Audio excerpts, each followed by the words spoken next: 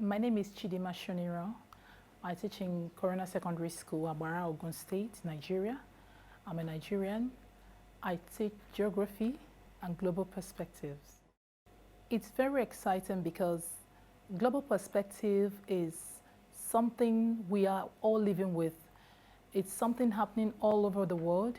If you talk about conflict and peace, for instance, several countries of the world are at war today as we speak. A lot of communities are fighting. We have the ISIS issue. We have, terrorism in different parts of the world. It's affecting everyone. Good morning, class. In our previous lesson, we've already started this lesson on peace and conflicts. I tried to help the students apply some of the skills used in global perspective to look at the problem, conflict, and peace.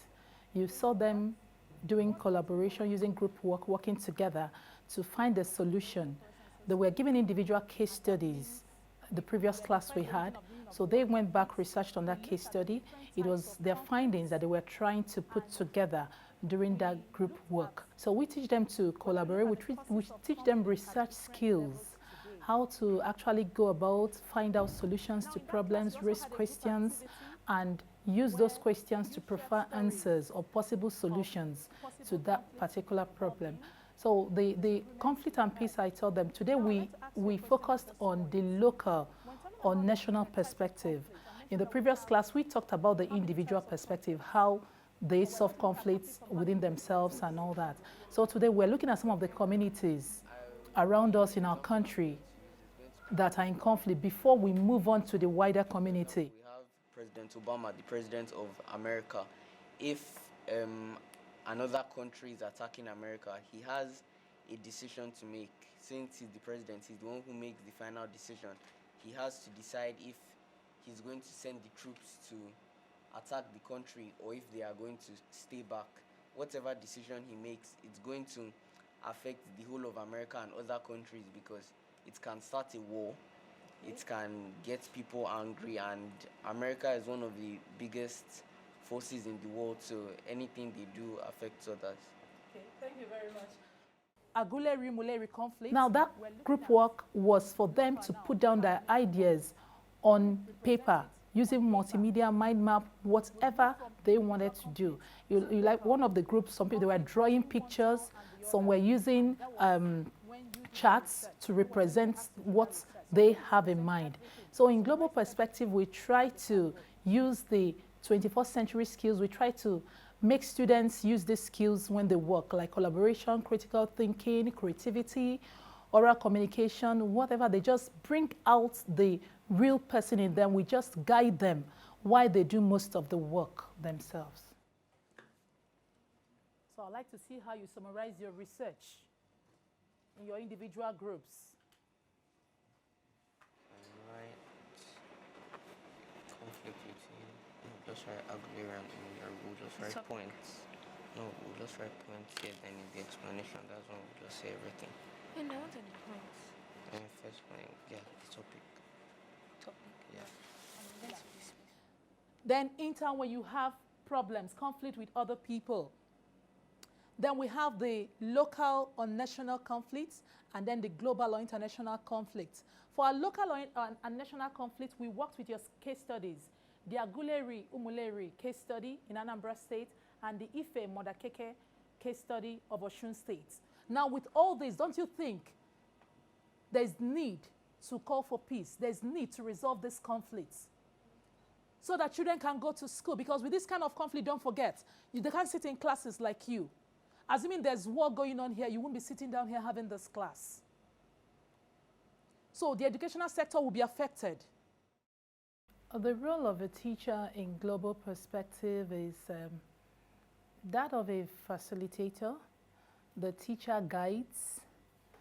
You guide the students. You give them guidelines and allow them to do most of the work on their own. Global perspective is a very practical subject where the students are expected to do most of the work by themselves while the teacher supervises, maybe give them ideas or point them to the right direction. But majorly, the students do most of the work themselves. So the teacher just guides them. Well, the Bell-Beam model is all about trying to use people that have different skills in the group, identifying those skills and grouping them in such a way that you have people with those different skills in a group. In education, we call it mixed ability grouping, and I actually use that. I find out that some of the students, one of them might be the plants, or somebody that's very good with research work or does a particular thing, is a critical thinker, is very forward and all that. The other person might be very organized but very quiet, you know, very kind of maybe a people's person. He's the one that calms down other people in the group, make sure emotions don't run wild, because sometimes when you work in groups, conflicts are bound to arise. And then another person will be playing another role. So we try to mix them up. We don't take people with the same ability and put them together, because when you have two people that are specialists working together, or three specialists, so to say, working together, that's terms used in Bell-Beam. If you have them working together, they are all thinking alike and nobody wants to listen to the other person. All they are very important, because without the classroom layout, the ambience, you have to structure the class in such a way that it suits what you want to learn. For instance, the class we had today, because the students are meant to work together, they sat in such a way that they can work without moving around. I would like to say that these skills are very important because I see them as lifetime skills. There is no skill they're developing while learning global perspective that will not be useful to them as adults tomorrow. Is it collaboration, working together with other people? That's definitely what we do in the workplace. You meet different people with different temperaments and you have to learn to have a relationship with them. Is it critical thinking or analyzing skills? They all need that. Written and oral communication. So all these skills, 21st century skills, are very important. And I think Cambridge did something very good introducing this subject and making it, encouraging teachers to help students to acquire these skills, because that's what will help them to fit in globally anywhere in the world without feeling as if they were denied of something useful.